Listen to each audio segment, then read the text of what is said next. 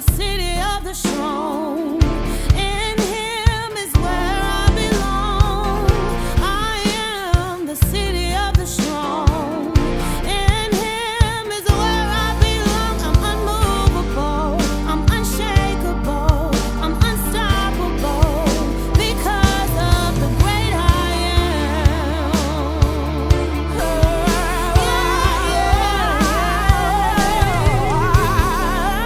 I am the city of the strong.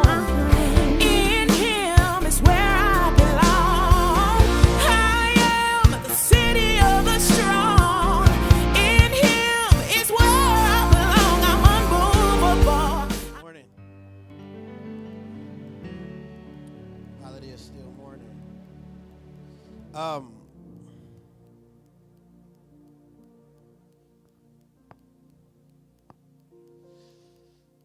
It's Father's Day, and so Father's Day means a lot of things to a lot of people, depending on who you are and what you've been through and what your circumstances are. But that don't mean we don't talk about it, because it's like vegetables. No matter how you feel about them, you still need them. And so sometimes we got to talk about the tough stuff, even if it's not comfortable. But for some of us, it's like, this is great, I want to do this. And some of us, it's like, I don't want to do this. But you got to eat your vegetables. In the Word of God is the equalizer is what I call it. And what that means is our feelings about things, they're considered, but they don't change anything. Because the Word wasn't written based on how we feel. So it's okay to have feelings and say, this is how I feel, but you still got to turn around and say, but what did the Word say?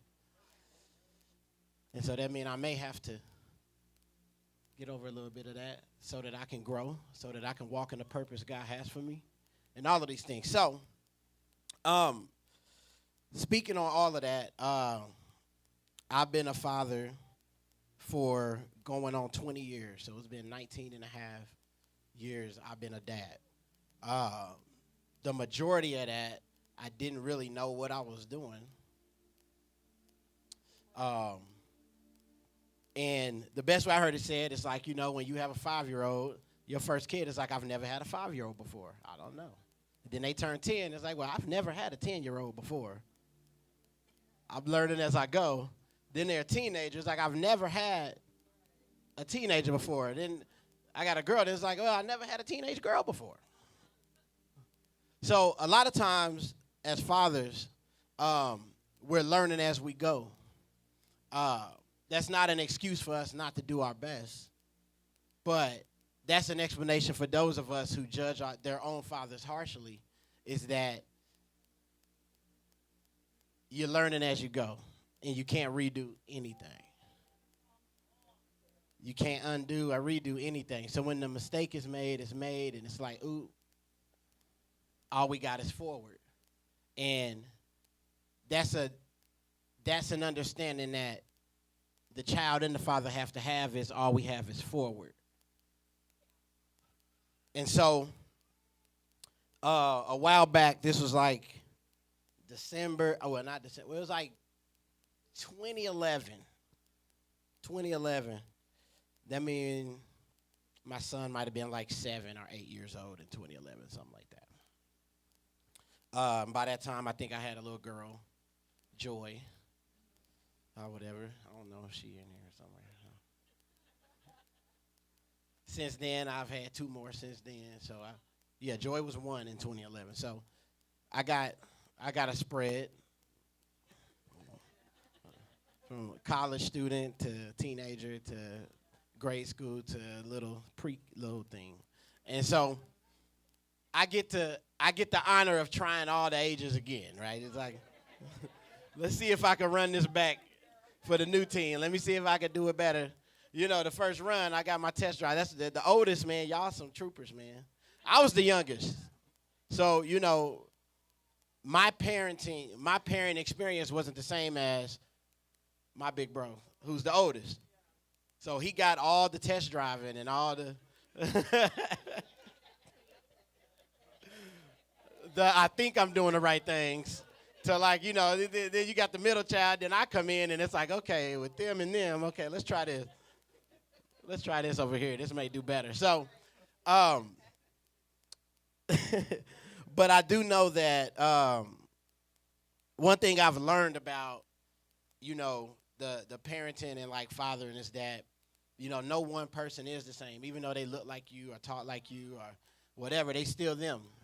And God ordained it that way to where you have your bloodline, but you also have to respect who God has called them to be as an individual. They got their own fingerprint, you know what I'm saying? And so that's something that you have to understand is like I have to let my children be who God is making them out to be, and who they are as teenagers. I always have to think back of who I was as a teenager and remember. Because I wasn't this guy. And so you have to, as a parent, when you in it and you like, I can't believe they would do something like that. I can't believe they would say something like that. Then you got to think back like, yeah, I can. I could believe it. So I want to just provide some encouragement. But in 2011, it was one of the first times I heard somebody like speak in a real simple way about fatherhood and the role of the father in the home and in the family. And when I heard that, it really stuck with me. You know what I'm saying? It stuck with me since. So for years, I mean, it's like if I had to describe it in 3 words, and some of y'all may have heard it, it's like provider, protector, and the priest. The provider, protector, and the priest. But I think if you just hear that from the top, you think like, oh, well, okay, feed them, don't let nobody hurt them, and pray for them every night. Pray when they go to bed. I mean, we could simplify it that way, but honestly, I think there's so much more that we can pull from provider, protector, and priest, and I want to kind of walk through that with us. Number one, a provider, I think that by the world standard, to provide means just to make sure the kids are eating and got shoes on their feet and all of that. That's the basic standard. I think that I don't have to be a good father to do that. I do not have to be a good father to provide. So maybe God's provision is different than what the world requires. To provide, are you providing a safe environment? Are you providing relationship? Are you providing the resources for your kid to grow into who they need to be? Are you providing opportunities? Are you providing wisdom and guidance? Are you providing your presence? Because you can provide without being around at all. But what if you provide presence? Are you providing quality time? So we're not just supposed to, they're not dogs. Kids ain't dogs. You don't just leave their food there and say, okay, I'm taking care of it. And I might walk it once. We ain't going to talk about black people and walking dogs, but.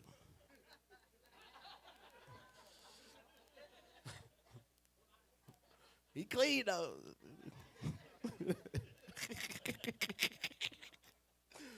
Let him run around in the yard for a second. You know what I'm saying? But when we provide, it's deeper than just a material thing. And so the standard for us is not going to be what everyone tells us a good father is. It's who God the Father is. What does God provide for us? We don't just go to God for money and food. What all do we ask God to provide? And if we are supposed to be a representation of who God is to us, Abba the Father, to our children, then what are we providing? Because guess what? We ain't going to always have a lot of money. We're not going to always have everything they want to be able to get them everything they feel like they want physically. So then what can we give them emotionally and spiritually and mentally? What can we provide outside of just, hey, man, I fed you? Because there's so much more to us as men that needs to be passed down. There's so much more to us as men that needs to be given. That's a challenge for me. That's a challenge for, I think, most fathers, you know what I'm saying, is trying to figure out, all right, how do I provide? What do I provide? But if I make it only about the way the world make it, then that's just child support. You ain't even got to be there. And fatherhood is more than child support. And we got to fight to provide. We got to press. We got to fight for that right. Even if you sneaking it in. I'm going to give you some little wisdom. I'm going to give you some little love on some weird way, wherever I can fit it in. Because these young people, they grow up and they ask questions. And they become adults and they say, man, what was that? What was going on? Where was dude at? And you can't look and say, man, I sent your mama a check. Dude, I can't fix a tire. I don't know how to talk to girls. I don't know how to do this life thing. So maybe provision is more than the physical need. The confidence that a young man needs to be a man in this world, that start with the father. And so we have to fight to provide. And mothers got to stop stopping us from doing that. We know that's your baby, but move out the way and let us be daddies. You know what I'm saying?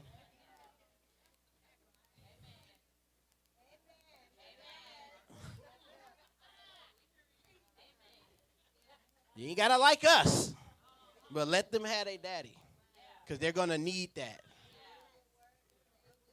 They're going to need a man to teach them to be a man. They may not be a good man to you, and you got to get over that and let them be a man to their kid. That's how I tell you, get yourself out the way and let daddy, if he's saying I want to see him, let him see him. If he's asking for it, let him see him. Because your kid going to become a grown man, and they're going to say, you kept him away. You put yourself before me and what I needed. So I'm just putting that out there that's important. That's important. They need their dads. The boys and the girls need their dads. The girls need to know what it's like for a man to love you and not want nothing from you. So we provide more. That's what provision look like as a father. I'm providing my presence. I'm providing healthy relationship. I'm providing a safe male for my daughters to be around and talk to. It's deeper.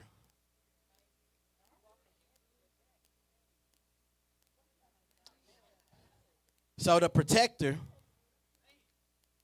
I know like we feel like we kind of dominate in this area, right? You know, protection. Don't touch my kid. Don't say nothing to my kid. Don't look at my kid. You know, we had kids, they want to go out and start. Our daughters want to date, and what's up? You know, we like on Bad Boys. You look 30. You know, we want to, what's happening? It's my daughter. What's happening? Right? And we believe we're protecting. And a portion of protection is that. Just keeping it real, I won't discourage it. I'm not gonna make your presence known for sure.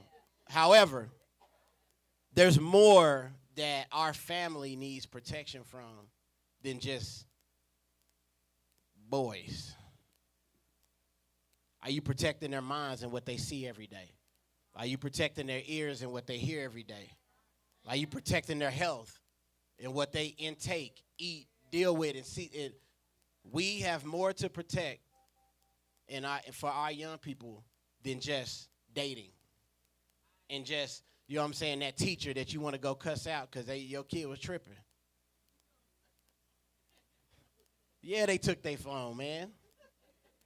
Put your phone up, man. Give my son their phone back. I bought that phone. Well, then bring it home with you because they own it in class. The thing is, it's like we have to be able to understand that our role in the family It's not something where somebody has to appreciate it. Don't matter if you appreciate it. It's what's necessary. So you can be upset about the boundaries and all of these things that sometimes as the father, when the father step into where they need to be, one thing I learned is like, I'm the first line of defense of every evil thing that want to take my children. So, yeah, you say, no, you can't go over there and you can't hang like this and you can't do that and that. Not while you're under my protection. And so if you really, grew up in a home like that, then I couldn't do what everybody else wanted to do. It's not because daddy is scared, it's because daddy is protecting. Daddy been outside. He knows what's out there. There's sharks in that water. Don't swim over there. Well, everybody over there, they're going to get ate. Believe that.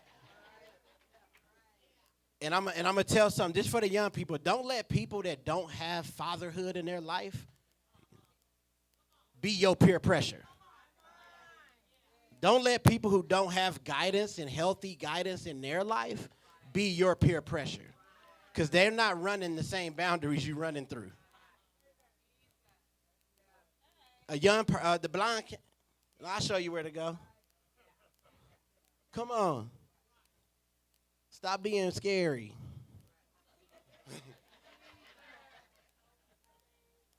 Oh, y'all ain't grow up like that.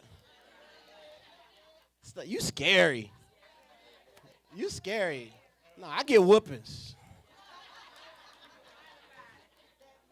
My mama said that ain't good over there. I ain't scary, I'm listening. And if I let somebody who ain't nobody teaching nothing to teach me or tell me what to do, I'm going to find myself in places that, as you say, I don't know how I ended up here. And they going to say, my mom and daddy wasn't in my life, and you going to say, oh, well, I was just following you. Let your parents protect, but parents are fathers. Don't be the villain now. Be the hero later. Because if you care more about the longevity, the outcome, the purpose and potential of your young person, then just like a trainer, when you go to that gym, they okay, you can be your buddy, you ain't gonna ever get your goals. So you gonna hate me for a little bit, but then when they putting up them progress pics, they're gonna be like, shout out to Coach Johnson, he got me right. Look at my before and after, they got me right. Let your parents get you right. Let them get you right. It's okay. And they're going to make you mad. Let them, and parents, don't be afraid to make your kids mad. They'll live to fight another day. They'll sit in that room, they'll cry, they'll do everything. Kids do wild stuff, you know what I'm saying, when you really pressing the issue. You know what I'm saying? They be walking there, they got a belt on their, I'm tired of it. Hey, man, you still on punishment, man. I don't care. Don't do all that. Don't try to. You still on punishment. Let them be who they be. They gonna express how they express, but that's what it feels like when you being held accountable. They not supposed to like it. Okay, yeah, I'm the enemy today, but you gonna get hungry at 7. We're gonna figure it out. Christmas is around the corner and your birthday right after that. We're gonna be all right. We're gonna figure it out. You still need a ride to driving school. We're going to figure it out. And if we don't hold the grudge, they'll be okay. So if we can step out of ourselves, and say, you know what, man, like,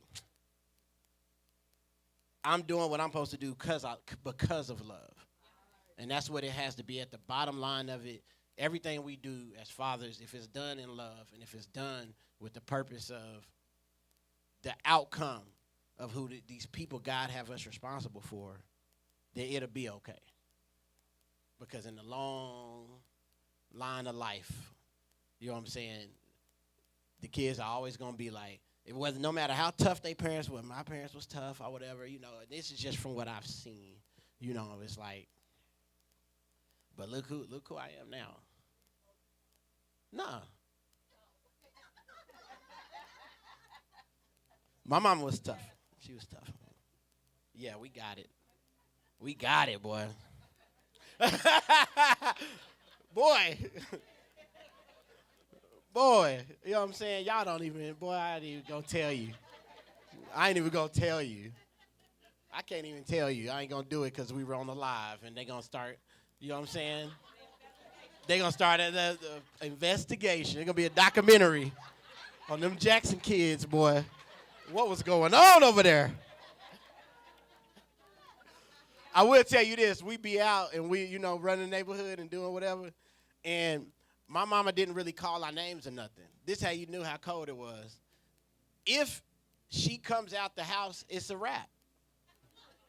So if I'm down the street playing with my friend, we hooping and doing, and they look, they be like, yo, mama outside. She be just standing there with her robe and the end of the drive be like, God dang. God dang. The teacher done called or something, man. But if she came out, it's too late. Either I'm out too late, I didn't do the kitchen, or somebody done called and told on me, man. But if she come outside and she stand that road, she'd be looking. And the kids start telling me, my homeboy, hey, bro, your mama outside. I'm on my bike going fast. Oh, God. Try to come in all quiet and that you don't hear me. No games. No games were played, I'm telling you. But here's the deal. As parents, that's okay. It really is. That's okay. Like, everyone needs to be led. We cannot raise young people who don't know how to be led. We have to protect them from thinking that they can just live a lawless life with no boundaries. Because those boundaries, when they leave out here into the world with no boundaries, we're setting them up for a path of death and destruction. Someone's going to tell them, you can't do that, and they're going to say, you can't tell me what to do, because I never get told what to do. I'm not accustomed to being told what to do. I do what I want to do, and I was raised doing what I want to do. So that's how I live. And as you already know, it don't work. Lastly, we have provider, protector, and then you got the priest of the home. And I took that different way. So when I first heard about that, I thought, say, okay, cool. Like, we got to do, like, family devotionals. Like, go find a devotional, like, sit around table. Like, all right, kids. There's nothing wrong with that. Like, I ain't saying I don't like it. My daughters love that. They like the family devotional stuff and all that. But I believe that biblically, the best thing you can do as a father is live it out. If you want to raise a young person that has a fear of the Lord, that will honor the Lord, you have to live a life that honors the Lord. And they will watch and they will model. Young people model the people they look up to. And whether you like it or not, your kids look up to you. Even if they mad at you all the time, even if they ignore you, even if they walk by and don't say nothing when they come in the house, they know you're there and they look up to you. And so, yes, speak life into your young people. It means so much coming from a parent, a father. Tell them the truth. Pray for them. Tell them what the Lord say, but more than anything, walk it out as much as you possibly can. That's how you be the priest of your family, is that you live your life not just for what you gain from living a righteous life, but what it does for your bloodline and your legacy. For anybody out here that don't have kids yet and you want to be a father one day and all of that, you can start being the priest now. You don't just turn into a super saint just because a baby came out. You still the same guy when that baby come out. Even though in your heart, you like, that warmed my heart, and that's going to change me forever. And it's going to change some elements, the natural parts of it. But if you was a dirtbag, you just a dirtbag with a baby now. Let God clean you up. And this is important. Let God do the work on you. And don't wait and say, when I start a family, I'm going to become this person. Become that person now. Become the father you want to be now, because that's who you are is who you are. God has called all of us to live a life of purpose, and our initial purpose is, number one, is to live a life in relationship with him so that he can guide us, so that he can provide, protect, and be our priest. And then if we're ever blessed with the opportunity to be a parent, then we step into that role to do that for others. And so I just want to encourage everybody here, all the fathers in the house, soon-to-be fathers, would-be fathers, maybe fathers. You don't know. You know what I'm saying? You never know when that phone ring, fathers. You know what I'm saying? What it is. Either way, what I will tell you is that it's worth the fight. And what I will tell you is never too late. You know, one thing that Brother Richard really encouraged me with what he said about his youngest and then his oldest coming to get baptized. That tell you something. It tell you, a lot of times we think, man, hey, man, they grown and they drinking, man. You know, I did my part, you know. But it tell you that they still watching you. They still paying attention. So for all the fathers out there that got older young people or grown kids, and for the grown kids out there, you reach out to your daddies too. It's not too late. It's not too late. It's not too late. So I just want to encourage everybody in that way. These are words that, like I said, I don't even remember I didn't write who said it, and I didn't write out the message. I just wrote down 3 words, and it's just been in my phone for about 15 years. I just wrote down the words. I take horrible notes, by the way. Like, that has to be someone's job. I can't take notes. I'm bad at notes. You know what I'm saying? So I just wrote through the literally is just say three words and then the timestamp. So I know when I wrote it, but it stuck because I was looking for the answers of how do I do this dad thing the right way? I want to do it right. I don't want to fail at it, but I do know I don't know everything. And the things that you think you know, you way off. Can't, the iron fist thing don't really work without love. And it also don't really work if you don't just accept your kids for who they are and what God's doing with them as they are. They're going to move different. They're going to talk different. They're going to do different things, and they'll do it while looking like you, and that's okay. What's my job? What are the resources that's needed? What's the love that's needed? What's the direction that's needed? What's the guidance? And then where's the encouragement? What about the praying? What about the, you know what I'm saying? Hey, remember the Lord, man, everything you do. Remember the Lord. Never forget the Lord. And God, I honor your legacy. God made a promise to all of us about our legacy. And so we walk that out, and we just stay in the fight, and we keep pushing because he's going to honor the legacy of what he promised everyone that comes into his lineage about our lineage and our legacy. So thank y'all for this time, and we're going to go ahead and